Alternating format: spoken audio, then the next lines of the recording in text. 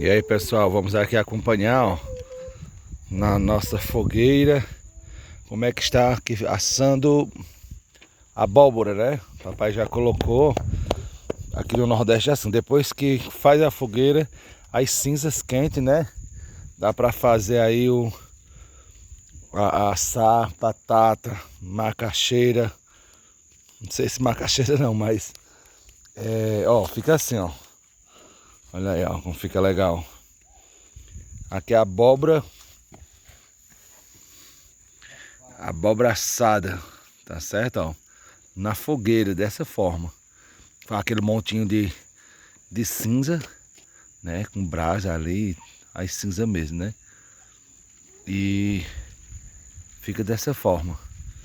Bem bacana, muita gente aproveita para assar batata doce e tudo mais. E aí, papai colocou que horas essa batata? É quanto tempo, mais ou menos? 1 hora. Que 1 hora de ficar no fogo ali na brasa? Prova aí pra nós ver. Tá boa? É doce que nem mel.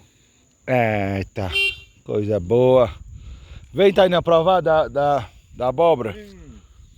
Eu também vou provar. Vem cá, Tainá. Papai sempre fez isso aqui nas fogueiras, todo ano, é costume. Muitos 40 anos. Já sou o que em fogueira assim? Batata também. Batata que é bom também. Eita, batata. Dessa vez aqui é o quê? Abóbora.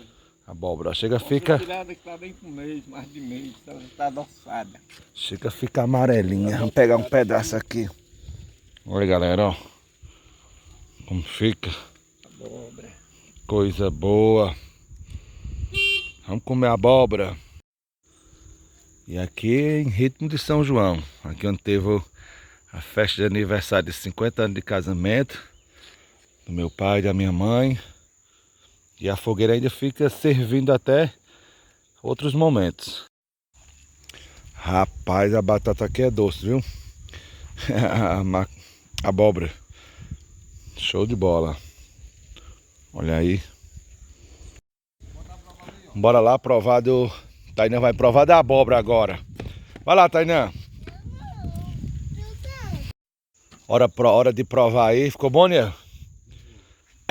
Tá agora, Tainá. Escolhe lá, Tainá, um pedaço. Olha aí. Cada cor tem seu gosto diferente, ó. Como aí? Experimenta. Experimenta. Se você não gostar... Experimenta pra você ver. Ai, é bom, menino. Todo mundo... Tá